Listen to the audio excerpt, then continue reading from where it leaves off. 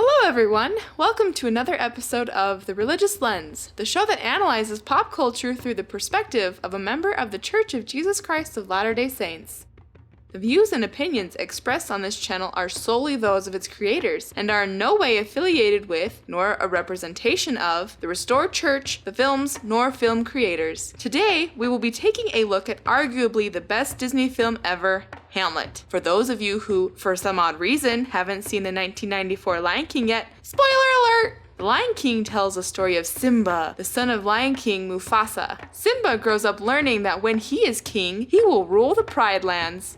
The sun will set on my time here, and will rise with you as the new king. Mufasa explains to Simba the circle of life and their place in the animal kingdom. Excited by the prospect of becoming a king,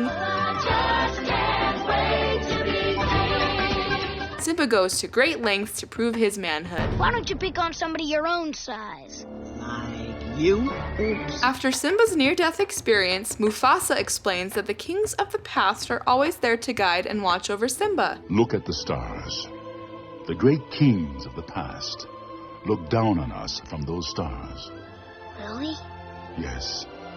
So whenever you feel alone, just remember that those kings will always be there to guide you. And so will I.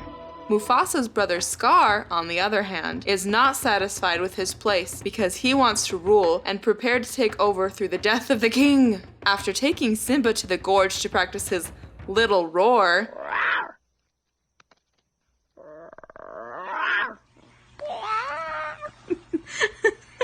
Riley, are you a cat? Scar succeeds in killing Mufasa through a stampede, but fails in his attempt to kill Simba. He takes over as king of Pride Rock and completely throws off the food chain. Meanwhile, Simba is being raised by two unlikely dads, living a life of Hakuna Matata. What? It means no worries. Their carefree life is interrupted when Timon and Pumbaa are attacked by a lioness who just so happens to be Simba's betrothed. Nala is so excited to see Simba that she forgets she was even hungry, and the two decide to make out. Catch up. Nala eventually tells Simba of the fate of the Pride Lands and asks that he returns as the one true king. He refuses. Sorry. Until Rafiki reminds him who he is and what he is destined for. After talking with Mufasa, Simba returns to his home to confront his murderous uncle. Simba regains the Pride Lands and reigns as a righteous king who restores balance to the... Lion King is based off one of Shakespeare's most famous tragedies, Hamlet. You might have never read the 5-act play, or even sat through the 4-hour movie, but a quote that will most likely sound familiar might be, "To be or not to be?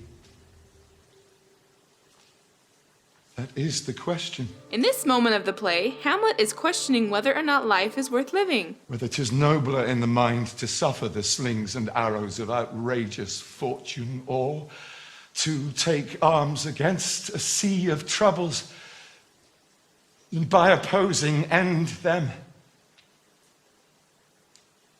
to die, to sleep." Though Simba wasn't exactly contemplating suicide, the same question is applied throughout the film, to be or not to be. To be the king his people needed or not to be, and remain in his Hakuna Matata lifestyle. While it is perfectly okay to care for yourself, we mustn't reject the responsibility of continuing the Lord's work. All of us are in the middle of an eternal family. Our role can be a turning point at which significant changes can occur in positive or negative ways. President Hinckley continued, "Never permit yourself to become a weak link in the chain of your generations." End of quote.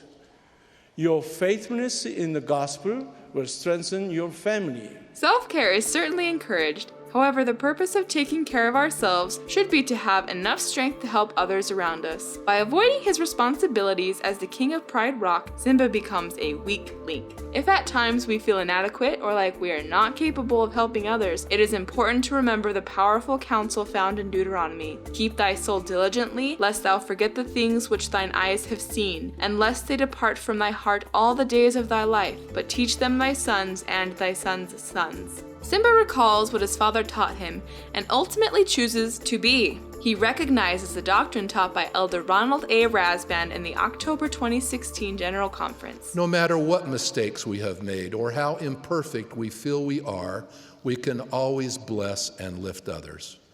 Reaching out to them in Christ-like service can help us feel the love of God deep within our hearts. Simba's path to becoming a king did not come easily. An important thing to remember is that Simba did not have to do it alone. He receives encouragement, wisdom, and support from friends new and old. He is saved, cared for, and raised by 2 endearing animals who weren't even members of his pride. However, in the end he became a lion which is strongest among beasts and turneth not away for any. Simba received his strength through others, and in return used this strength to help them as well as others who certainly needed him. It is this cycle of being helped and helping others that truly gives meaning to the circle of life.